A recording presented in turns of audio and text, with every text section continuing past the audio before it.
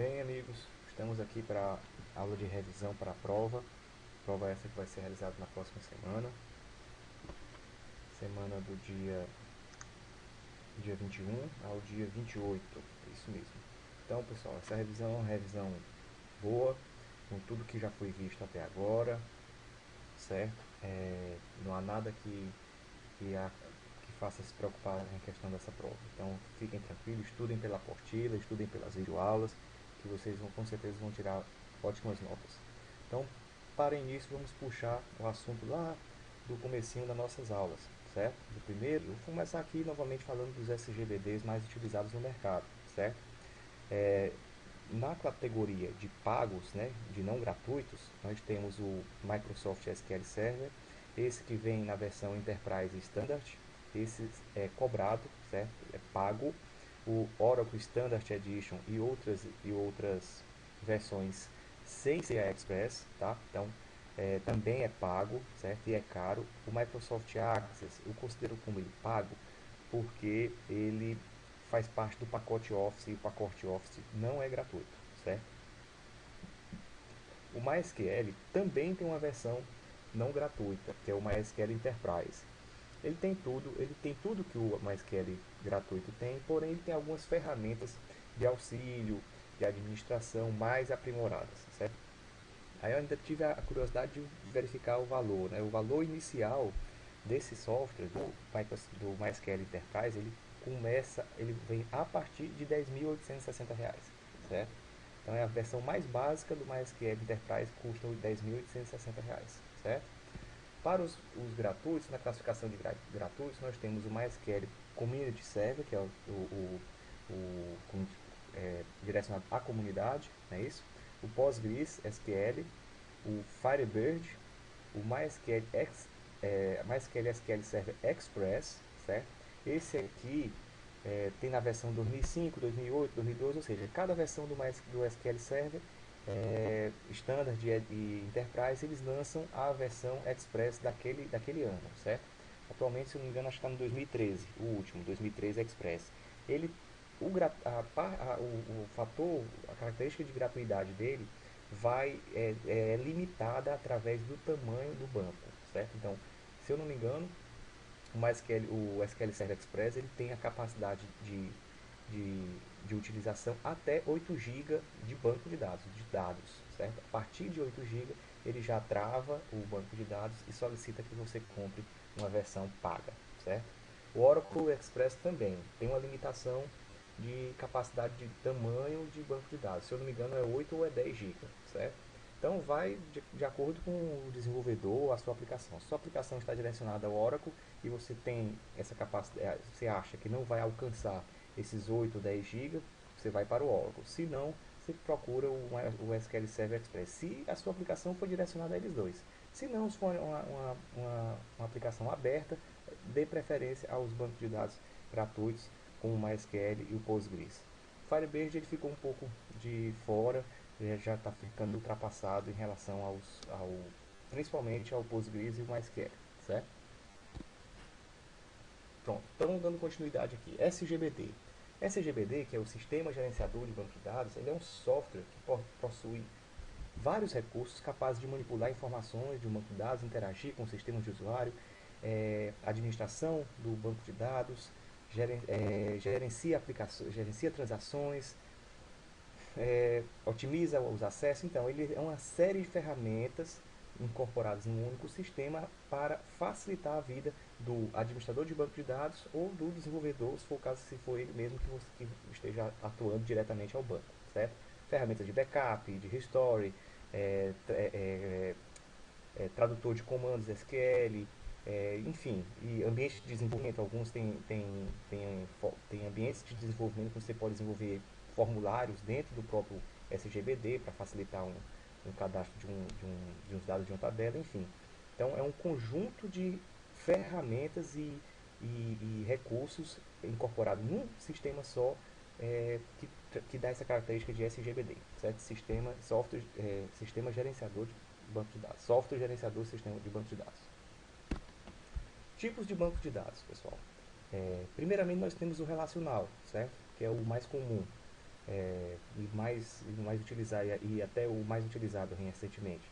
Ele armazena, a característica principal dele é que ele armazena, manipula e recupera os dados estruturados unicamente em forma de tabelas. Em forma de tabelas, é o que chamamos de modelo relacional, certo? O modelo relacional contém basicamente a tabela, que são as entidades, relações, os registros, que são as tuplas, que são as linhas, certo? As colunas, que são consideradas também os atributos, e as chaves primárias, as chaves estrangeiras, enfim, essas são as principais, basicamente contém, o modelo racional basicamente contém esses 4 itens aqui, certo? Entre outros itens, mas os principais são esses aqui, tá? Então, a característica principal é que ele armazena os dados em forma de tabelas, certo? Então, pensar em relacional, lembre-se de tabelas, ok? Tipos de dados objeto relacional. Muito bem, o objeto relacional ele é um, uma combinação dos benefícios da parte boa, né, do modelo relacional com a capacidade de você modelar o sistema em um modelo orientado a objeto, certo? Em uma modelagem orientada a objeto. Também, a característica do modelo racional que ele pega, do bom do modelo racional que ele pega, é o fato do armazenamento ser feito em tabelas, registros, colunas e chaves. E a parte boa do modelo racional é o próprio modelo orientado a objeto.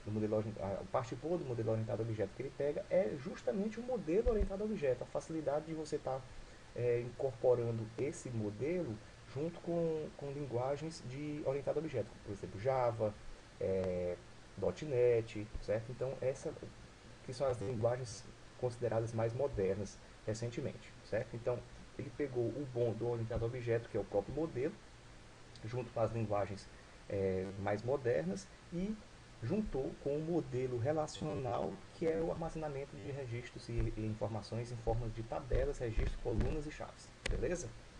Banco de dados orientado a objeto ou pós-relacional. Alguns autores chamam pós-relacional. Eles pegam um modelo orientado a objeto e armazenam essas informações num banco de dados em forma de objetos também, certo? Atualmente, os bancos de dados que têm esses recursos é o Cache, certo? E o Oracle. O Oracle tem uma versão que tem suporte, certo? A objetos, certo? Com relação a projetos de banco de dados, pessoal, nós temos 3 tipos de modelagem: a conceitual, a lógica e a física, certo? A modelagem conceitual, as características principais, eu vou passar aqui é, é, sobre as principais informações sobre eles. A modelagem conceitual, há uma representação, cadê meu mouse? Há uma representação dos conceitos e características observadas no ambiente para o qual se deseja projetar um banco de dados. Ou seja, a empresa para o qual o sistema está sendo desenvolvido, e nesta etapa as particularidades das implementações são ignoradas. O que é que o analista vai fazer?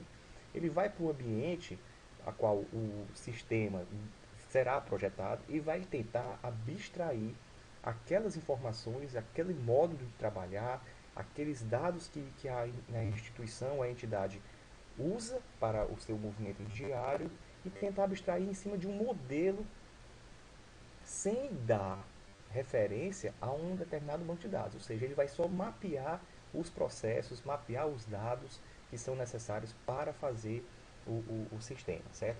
Não é levado em consideração nenhum modelo de banco de dados e também nenhum sistema gerenciador de banco de dados, tá, pessoal? Isso aqui é um modelo conceitual, ele é bem abstrato, ele é bem abstraído, é um modelo de abstração de mais alto nível, certo? Então ele vê como se trabalha, quais são os processos, quais são os dados, como é que aquela instituição poderá ser mapeada para um modelo conceitual e, consequentemente, depois um modelo físico, tá bom? Então, as vantagens disso aqui é que ele facilita a compreensão da semântica dos dados de um domínio a qual aquela instituição está situada, né? E também é uma forma mais prática de leigos conseguirem entender aquela sistemática, certo? Modelo lógico. Concebido a partir de um esquema conceitual, certo? É feito o modelo conceitual e a partir daí a gente parte para o modelo lógico. Então, concebido a partir de um esquema conceitual para que informações técnicas cadê meu mouse? Informações técnicas possam ser compreendidas e utilizadas por desenvolvedores e administradores de banco de dados. Ou seja, o nível aqui começa a diminuir, certo? Ele já vai ser direcionado a um modelo de BD, certo? A um modelo de BD, e aqui já se começa a pensar qual é o SGBD que vai ser utilizado, qual é o melhor SGBD que vai ser utilizado para essa finalidade. Levando em consideração também fortemente aqui, é que aqui se evita há uma ênfase à eficiência do armazenamento, evitando, por exemplo, tabelas com a mesma finalidade ou tabelas que são pouquíssimos utilizadas, certo? Você tem uma tabela que praticamente não vou ter utilidade, então eu aqui é feita uma tendência que são mapeadas as tabelas e se for mais eficiente para o sistema, é decidido se ela fica ou se ela vai ser desconsiderada do modelo, certo? Modelo físico. O modelo físico aqui já é considerada as especificação de um sistema gerenciador de banco de dados, ou seja, aqui já se deve conhecer o SGBD a ser utilizado, certo? Então o que, é que ele pega praticamente? Ele pega um modelo lógico e transcreve em scripts de SQL de modelagem, da modelagem lógica para a criação das tabelas, dos índices, das visões, das histórias de procedure, se for o caso, das funções de usuário. Ou seja, aqui já se tem o conhecimento do banco de dados e já se cria todo o modelo lógico em um script de SQL, que ali vai ser o modelo físico, e manda executar no SGBD para que seja criado as tabelas, os índices, as visões, as histórias de procedures ou funções, certo? Então é a implementação direta, ok? Começando da linguagem SQL, que é que a gente vou começar aqui dos tipos básicos, tá? Na verdade, nós temos muito mais tipo de tipos de dados na linguagem SQL e especificamente direcionado como nosso curso é para o MySQL. Mas assim, os mais utilizados, os mais comuns, certo? Que praticamente em poucos eventos se usam outros tipos. Os mais usados são esses aqui, que é o char, certo? Que nada mais é que caractere. Esse aqui você define o tamanho, tá? O character variant, que é o varchar, você também define o tamanho. Aí você pode até perguntar, mas professor, qual é a diferença dos dois? Na verdade é o seguinte, quando você define um tamanho de 50, por exemplo, nome uma tabela em que tem uma coluna chamada nome, você definiu como char de 50.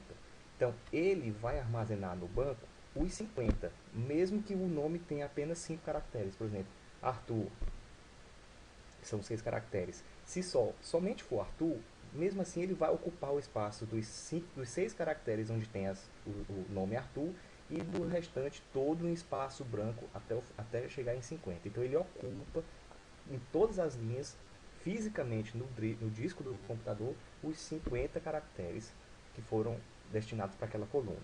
Já o varchar não. O varchar ele só ocupa no disco o que você utilizou. Então, se você botou o nome Arthur, que são 6 caracteres, e você definiu que aquela coluna tem 50, ele só vai gravar no disco os 6 caracteres. O restante ele economiza. Então, o varchar existe uma economia de disco, certo? Então, existe uma economia de espaço no disco. O numérico é para números, certo? Já diz. O inteiro ou int são números inteiros, positivos, negativos. O float são números que tem ponto flutuante. O dat é data, provavelmente dito. Time, hora. E o booleano é o falso e verdadeiro, né? True ou false. Ok? Vamos para a sintaxe de comandos, pessoal. O primeiro comando que nós vamos ver aqui é o create database, certo? Ela é uma instrução. A instrução create. Cadê meu mouse? Tá aqui. A instrução create database, como o próprio nome já sugere, serve para criarmos a base de dados na qual as tabelas serão criadas. Por exemplo, create database revisão. O que é que eu estou fazendo aqui? Eu estou criando um database chamado revisão. Pronto. Esse comando é simples e só é utilizado quando você vai criar um novo database. Pronto, feito isso, o database está criado e a partir daí você vai começar a colocar tabelas, índices, visões, história de procedure, funções dentro da database que você acabou de criar, certo? Próximo comando utilizado é o create table. Create Table permite criarmos e definirmos uma estrutura de uma tabela, definindo suas colunas, que são os campos ou atributos, suas respectivas restrições, se for o caso, além de suas chaves primárias e chaves estrangeiras, beleza? Então, o comando começa daqui, create table revisão. Revisão quem é? É o esquema ou database que nós acabamos de criar. Ponto aluno, aluno é o nome da nossa tabela, e essa reticências aqui é porque tem vários outros aqui. Aí você vai dizer, mas quais são esses outros, professor? Perfeitamente, eu tenho um exemplo aqui. Por exemplo, create table aula 4.autor. Esse script aqui foi o script utilizado na aula passada. Vocês devem ter aí o arquivo dele. Então, create table aula 4 é o database que a gente tinha criado na aula passada, aula 4. Autor é o nome da tabela, aí eu abro parênteses. Pronto. Ao abrir parênteses, eu vou começar a descrever quais são minhas colunas. O nome das minhas colunas e o tipo de dados referente a cada uma delas e suas restrições. Pronto. Por exemplo, o primeiro campo a ser criado, o atributo, vai ser código autor. Código autor, que vai ser inteiro, não nulo. Esse aqui é uma restrição. Então, ele não aceita valores nulos. O próximo campo, o próximo atributo, é nome, que é um varchar de 30, certo? Capacidade de até no máximo 30, também não nulo. E nós vamos ter uma constraint aqui, que é o que? A chave primária. Então, eu dei o nome minha constraint, disse que vai ser uma chave primária, e apontei entre parênteses quem é o campo que eu considero minha chave primária. No caso, código autor. Fechei aqui meu parênteses, fechei novamente o parênteses lá de cima, que é o de eu iniciei, certo? Aqui, esse parênteses referencia esse aqui, e botei meu ponto e vírgula, e aqui é só mandar, após isso aqui, é só mandar executar no Workbench ou no comando, no prompt de comando, certo? Tranquilo? Agora, se você tem tabelas maiores, não importa, sai adicionando os campos aqui. Isso aqui é um exemplo simples, certo? Que já contempla o nosso comando create table. Próximo comando que nós temos aqui é o alter table. Alter table é um comando que permite alterar a estrutura de uma tabela, acrescentando, alterando, retirando e alterando nomes, formatos das colunas e integridade referencial definidos em uma determinada tabela. Então eu posso alterar qualquer item de sua estrutura, certo? Seja ela nome de campos, restrições, tipos de dados, adicionar ou remover qualquer um dos campos, certo? Enfim, eu posso alterar qualquer objeto, qualquer item de sua estrutura. Exemplo, por exemplo aqui, aquela nossa tabela autor. Alter table, nome do database, né? Aula 4, ponto autor, tabela autor, add telefone varchar 13. O que é que eu estou dizendo? Eu estou adicionando um campo chamado, uma coluna chamada telefone, e eu estou dizendo que o tipo dela é varchar de 13 caracteres, de tamanho 13. Fechei aqui o ponto e vírgula aqui e mandei executar. Pronto. Então, que você for verificar na tabela, a tabela, além de código autor e nome, vai ter código autor e agora telefone. Beleza, pessoal? Continuando, tá? Drop table. Drop table serve para destruirmos, apagarmos, deletarmos uma tabela, beleza? Como o comando? Ele é tão simples como um comando de criar um database, né? E o comando dele é somente drop table, cadê meu mouse? Drop table aula 4, que é o database, ponto autor. Eu estou nesse comando aqui, ao executar, eu vou destruir, apagar a tabela autor do meu esquema aula 4, certo? Porém, se nós tivermos uma restrição aqui, por exemplo, se o código autor, né, o código autor dessa tabela estiver sendo referenciado em uma outra tabela, ele vai dar um erro dizendo que não existe, porque existe uma restrição de referência, certo? Se essa tabela não estiver sendo referenciada em nenhuma outra tabela, apontada em nenhuma outra tabela, ele vai ser excluído com sucesso. Pronto. Comandos de consulta. Comandos de consulta, o primeiro, aliás, o principal é o select, né? Daí então as consultas são todas feitas baseadas em cima do comando de select. O comando de select é o mais poderoso, né? É o mais poderoso, o comando mais utilizado em banco de dados. Ele é usado para consultar em um banco de dados, normalmente normalmente é a operação mais utilizada pelos usuários. Para isso, cadê meu mouse? Desculpa, pronto. Para isso, precisamos fazer o uso da instrução select. A instrução select tem uma série de combinações, você pode agregar funções nela, restrições, condições, enfim. Com ela você pode manipular, transformar o dado em informação, executar relatórios, enfim, você pode manipular todos os dados do seu banco, né? Sintaxe básica, pessoal. A sintaxe básica que eu estou chamando aqui é o mínimo que ela usa, é o mínimo que ela pode usar para funcionar. Então, ele é composto de três palavras reservadas, certo? Então, a sintaxe básica do comando de SQL é composto por três sintaxes, três palavras reservadas.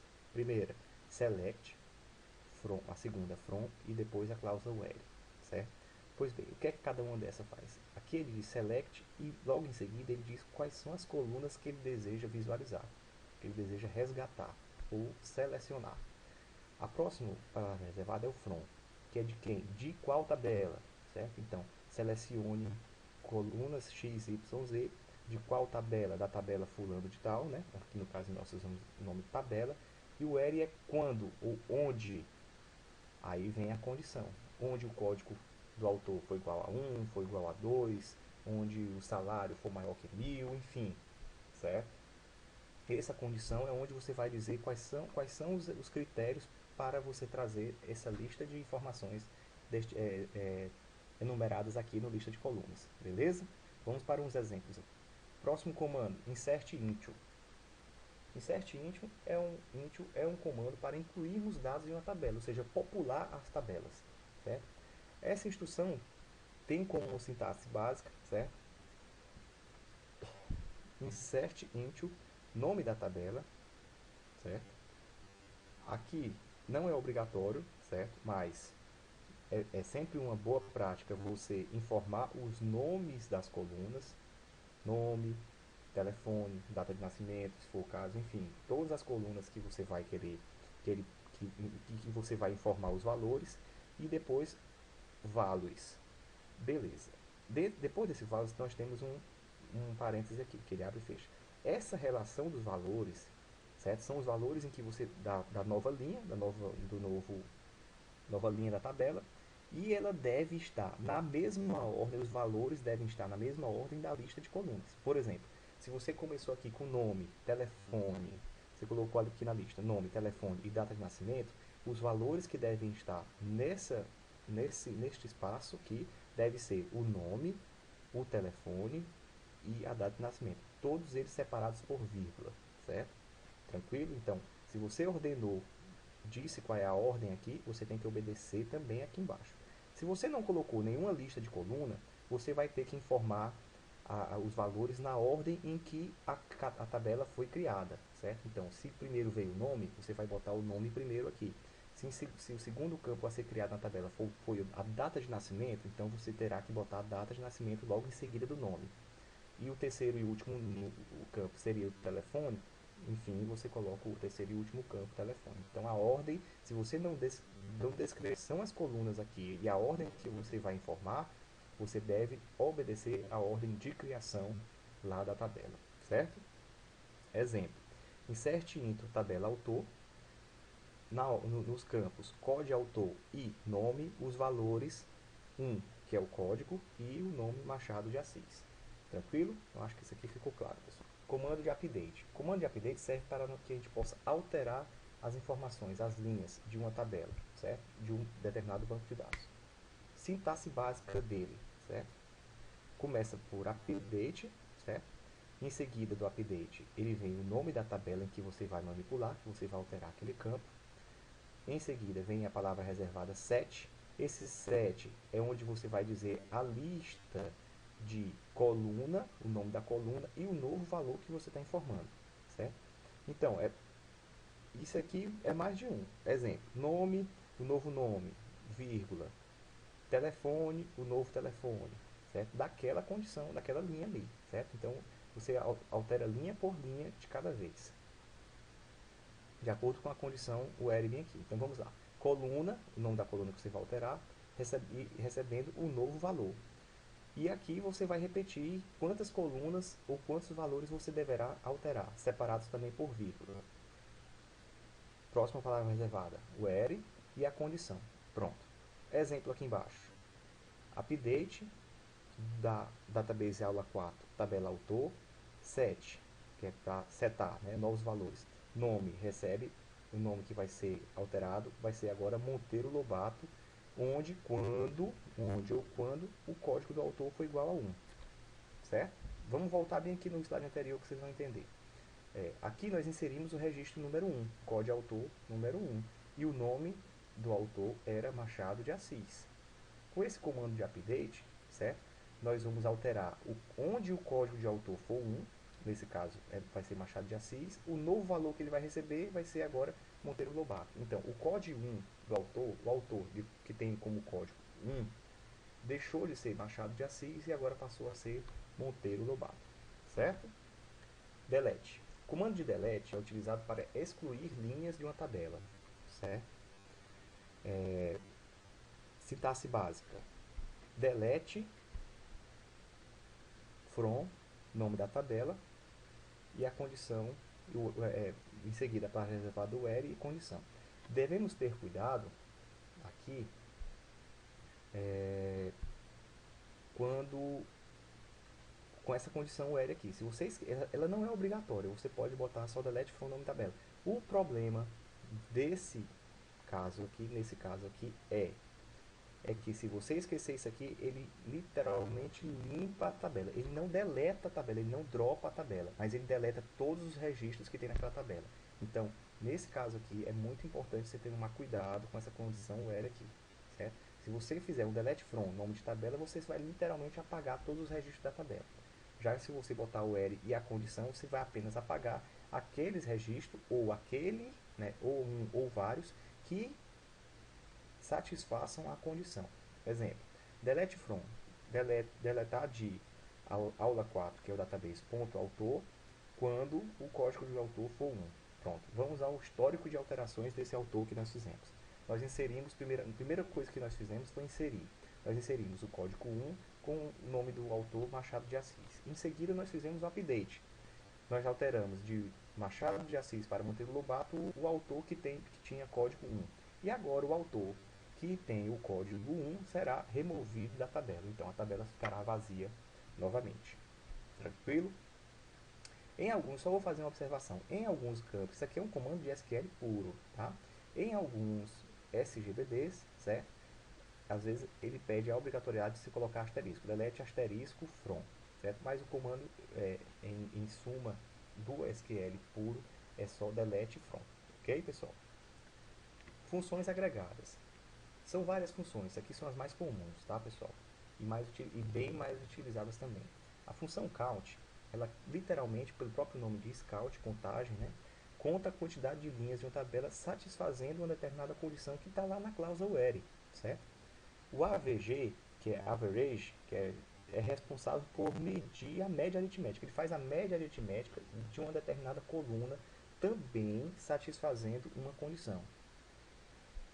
O SUM é responsável por somar todos os valores de uma determinada coluna, também baseado em uma condição lá na cláusula where. O min, que é o mínimo, ele obtém de todos os valores de uma coluna, ele obtém o menor valor. E o máximo é o contrário. De todos os valores daquela coluna, ele vai retornar apenas o que for maior. Beleza? Olha um exemplo aqui de um select. Ele é usado no select aqui.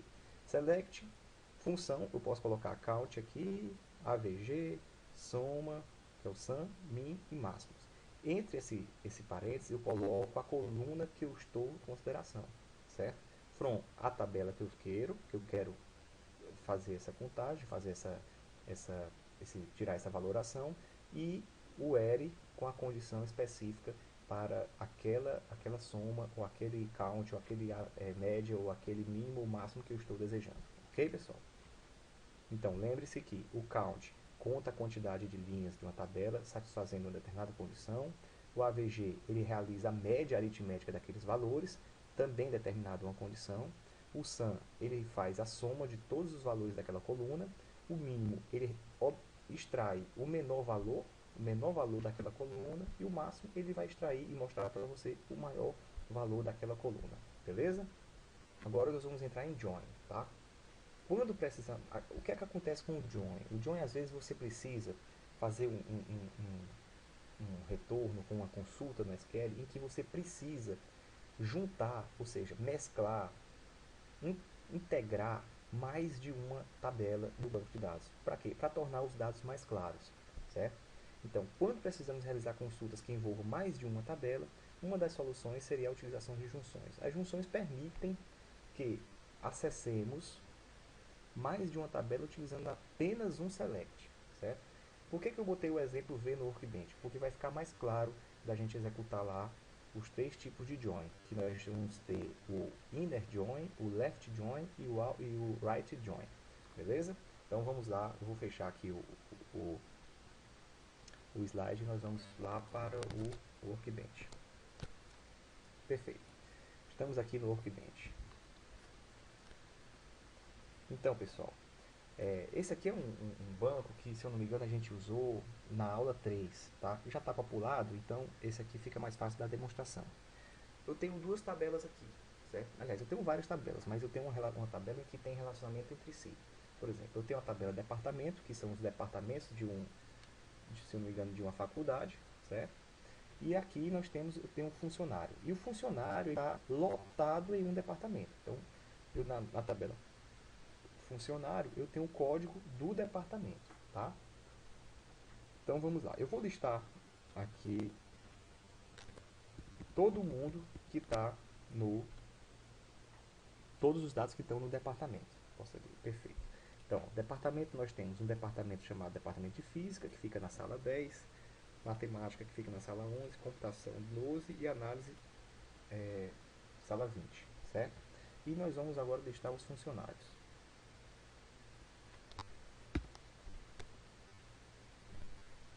Bom, nós temos o José Silva, que tem uma data de nascimento e o departamento dele é o 1. Nós temos a Maria Souza, com a data de nascimento aqui, e o departamento 3. O Francisco Santos, no mesmo departamento da Maria Souza. E nós temos mais dois aqui. A Maria, no departamento 1, que é o departamento do José Silva. E a Joana, que não está em departamento de nenhum departamento. Não tem nenhum departamento associado a ela, certo? O primeiro join que nós vamos ver, que é esse aqui, que é o inner join, tá? O inner join, ele vai mostrar apenas os valores em que a cláusula de condição para que esses valores sejam, para que essas tabelas sejam juntadas, né, for verdadeira. Então, ele só vai me mostrar quando na tabela funcionário, que eu dei um alias, isso aqui é um alias, tá, pessoal? Deixa eu explicar bem aqui. Eu fiz aqui aqui é o database, né? Isso aqui é o nome da tabela toda, aula.funcionário, e esse F aqui é um alias. Por que eu fiz isso? Para ficar mais fácil de identificar uma tabela ou outra, para não ter que escrever o nome da tabela por inteiro, tá? Só para simplificar o código. Então vamos lá. O que é que ele vai fazer aqui? O inner join, ele vai mostrar os dados somente quando essa condição aqui for verdadeira. Então, se naquele funcionário, nessa Joana aqui, por exemplo, que não tem código de departamento, ela não vai aparecer, certo? Por isso ela não tem código de departamento. Não existe um código de departamento nulo, certo? Se existisse um código de departamento nulo, ela apareceria.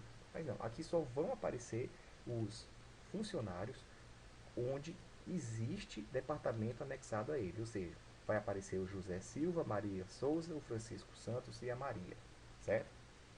Vamos conferir aqui e executar. Perfeitamente, aí, ó.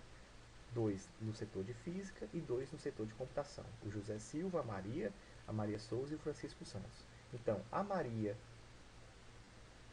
que não tinha, a Joana, que não tinha nenhum departamento, ela foi excluída dessa seleção aqui, porque para mim não interessa, para o SQL não interessa, ele só interessa quando essa condição aqui for atingida, que é onde o código do departamento bater com o código do funcionário, com o código do departamento que está no funcionário. Pronto? Beleza? O left join. Left join, ele não vai estritamente obedecer essa condição aqui, certo? Ele vai dar importância, ou seja, atenção especial à tabela funcionário, que é a que está do lado, que chama de lado esquerdo, não é isso? Então, nesse caso aqui, a Joana vai aparecer, certo? Por quê? Porque ele está dando atenção, mesmo se isso aqui for verdade, for obedecido ou não, ele vai mostrar a Joana, certo? Apesar dela não ter nenhum departamento associado, certo? Olha o que vai acontecer. No lugar do nome do departamento, que é essa descrição aqui, vai ficar nulo. Então vamos lá. Tem a física, José Silva, tudo bem. O departamento de física com a Maria, ok. A computação com a Maria Souza. A computação com o Francisco Santos. E tem a Joana aqui, sem nenhum departamento. Ou seja, ele deu atenção, ele mostrou todos os registros, ele mostra todos os registros que tem funcionário, certo? Mesmo que ele não consiga casar com o departamento, que foi o caso da Joana, pois não tem código de departamento associado a ela. Já o Wright é exatamente o que o Léo faz, só que ao invés dele dar atenção à tabela que está à direita, à esquerda, ele vai dar atenção às tabelas que estão à direita, ou seja, são as tabelas que estão aqui no Join, a tabela que está aqui no Join. Então, ele vai dar atenção ao departamento, certo? Ao departamento. Agora eu vou voltar bem aqui no departamento e nós vamos ver. Veja que tem computação, física, né? Só que tem matemática e análise. Não é isso? Ó, matemática e análise são dois departamentos que não tem funcionário nenhum anexado a eles. Então veja o que vai acontecer aqui. Aqui ele vai mostrar os que batem, que são os que têm física, os funcionários que estão no departamento de física e de computação, e vai mostrar também os departamentos que não tem funcionário nenhum, como é o caso da matemática e da análise, certo? Então ele mostrou física, mostrou os dois funcionários de física, está aqui, os dois funcionários de computação e mostrou os dois departamentos que não tem funcionário nenhum, matemática e análise, tranquilo? Ou seja, ele deu ênfase, ele deu importância, atenção especial a quem a tabela que estava à direita. E quem é a tabela que está à direita? É a tabela departamento. Beleza, pessoal? Tranquilo? Pessoal, para revisão dessa prova, estudem pela dicas para a prova. Estudem pela apostila, tenham calma, revejam as aulas, executem os scripts que passei. Pode ser executado aqui pelo próprio SQL File do Workbench, que é um pouco mais simples, como também pela linha de comando. Certo? Criem as tabelas, explorem o banco de dados, brinquem, destruam tabelas, criem tabelas novas, ou seja, pratiquem, tá bom? E no mais, a prova está tranquila. Se vocês praticarem isso aqui e estudarem pela apostila, com toda certeza vocês vão tirar notas boas, tá? Então, até a próxima e boa sorte.